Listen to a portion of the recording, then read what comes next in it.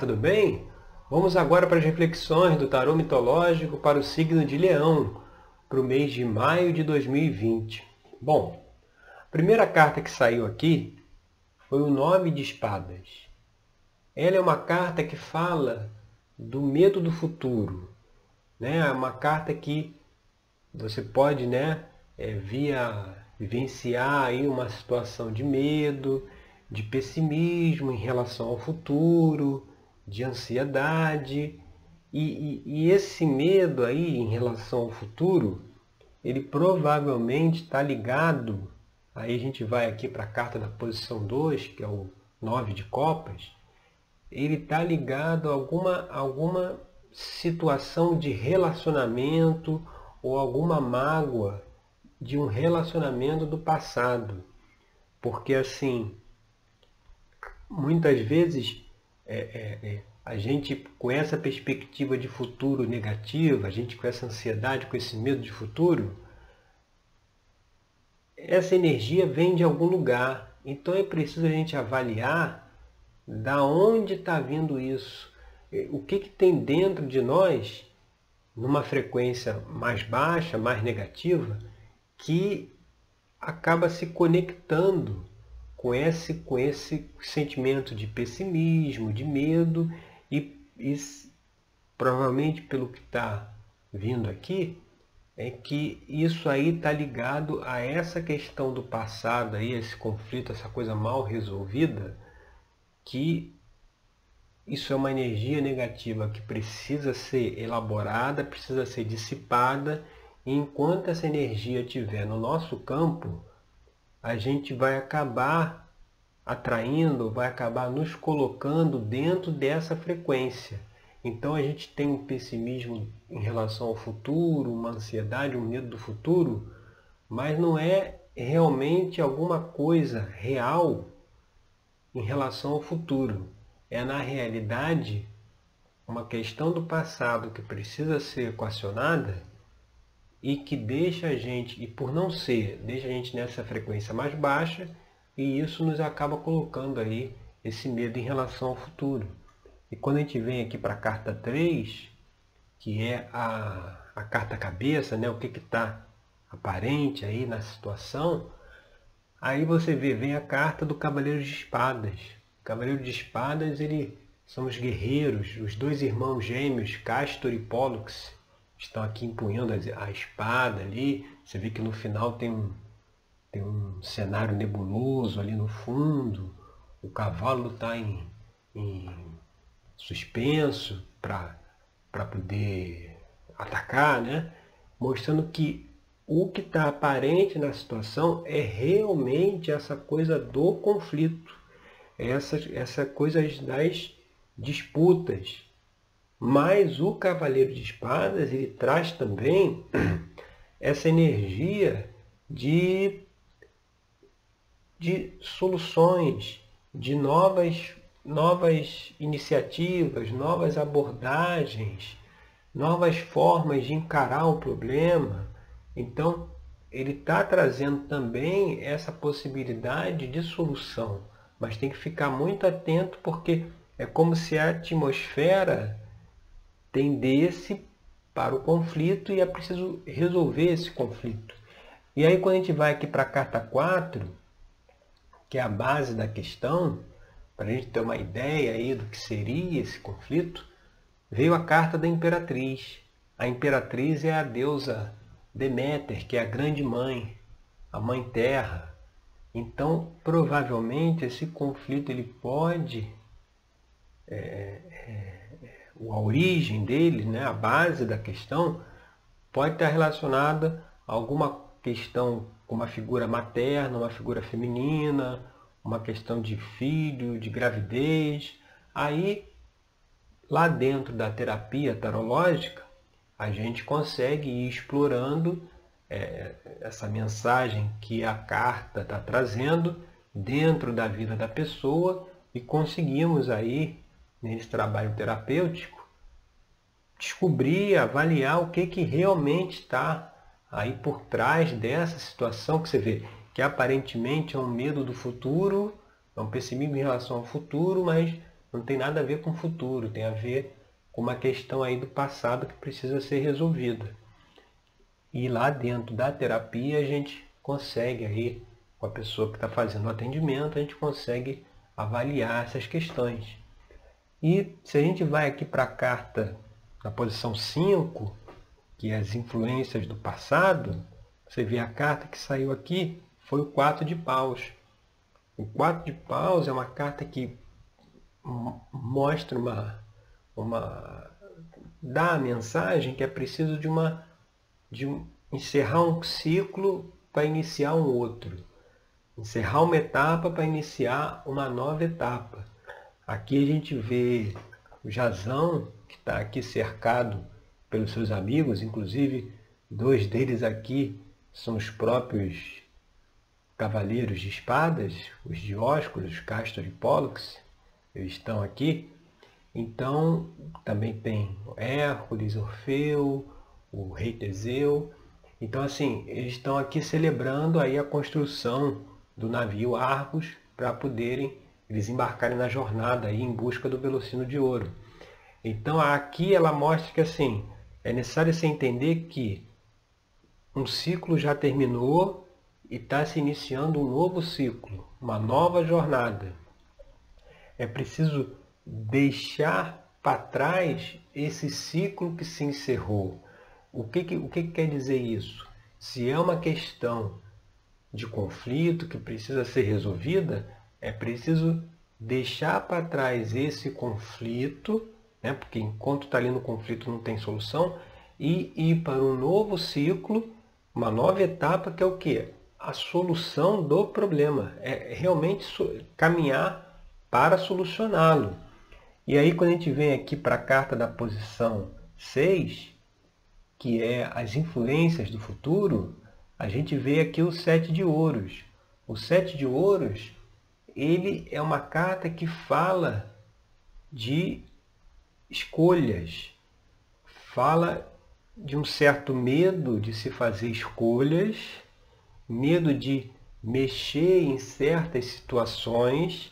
É preferível ficar, às vezes, numa situação mais confortável, entre aspas, de não mexer na situação do que olhar para o que tem que ser visto, no caso aqui, de resolver esse conflito. Então, vai chegar um momento que vai ser preciso decidir em olhar para o conflito e buscar resolvê-lo, ou ficar ainda numa situação, entre aspas, confortável, de fingir que não tem nada para ser resolvido, não tem conflito nenhum para ser equacionado, e a questão não terá solução. E quando a gente vem aqui para a carta 7, que é uma extensão futura aqui da carta 1, que é o 9 de espadas, a carta 7 é o 3 de espadas. Ele vem como extensão futura do 9. Ele mostra o quê? Ele mostra que realmente essa questão que precisa ser trabalhada é algo familiar, é algum conflito aí na família. Aqui a gente vê o pai de Orestes sendo assassinado pela mãe e pelo padrasto dele, pelo amante dela, né? Pelo padrasto de Orestes. Então a gente vê essa questão aqui do pai sendo aí assassinado. E isso mostra o quê? Isso mostra que o tal conflito familiar virá à tona. O tal conflito que está trazendo esse medo do futuro aí, que a gente pensa que é futuro, mas não é, ele virá à tona. Essa aqui é a posição futura da carta 1. Então isso aí virá. Mas, na verdade, a gente tem que ver isso como um olhar positivo, ou seja, ótimo que veio, porque aí a gente vai poder resolver. Então, é preciso resolver. Como é que a gente resolve essas situações? Inicialmente por perdoar, porque muitas vezes as pessoas no passado tomam determinadas atitudes de acordo com a cabeça que a pessoa tinha na época, com a visão de mundo, com a situação que ela estava envolvida, e que se a gente se colocar no lugar dela, e procurar ver as coisas sob o prisma dela, a gente consegue ser compreensivo e entender que, infelizmente, naquela época, essa pessoa, com a cabeça que ela tinha, com o conhecimento que ela tinha, com o entendimento da realidade que ela tinha, ela tomou a decisão que tomou. E isso aí precisa ser perdoado, precisa ser deixado aí para trás. E para isso vai ser preciso aqui, a gente vai agora para essa carta da posição 8, que é o ambiente externo, vai ser preciso muito controle dos impulsos, sabe? Porque quando tem uma questão de conflito para ser resolvida, é preciso que as duas pessoas estejam com a intenção de chegar a um acordo. Se for uma coisa que fica um acusando o outro, que fica um levantando as questões, os erros, as falhas do outro, isso daqui a pouco é aquela coisa começa com uma conversa, daqui a pouco descamba para uma discussão, para uma briga, estoura o negócio e vai cada um para um lado. E não se resolveu nada e piorou mais a situação, porque trouxe mais aí uma carga negativa, porque ao conflito se somou agora mais uma briga, mais um problema. Então, essa carta do carro aqui, representada pelo deus Ares, mostra a necessidade de se domar, de se controlar os instintos, esse instinto mais agressivo, né, na hora de conversar com alguém que precisa resolver uma questão, porque se não tivesse controle, não terá solução. Mas, controlando isso, olhando para essa questão e buscando equacionar, colocando-se no lugar da outra pessoa, procurando perdoar, o que isso levará?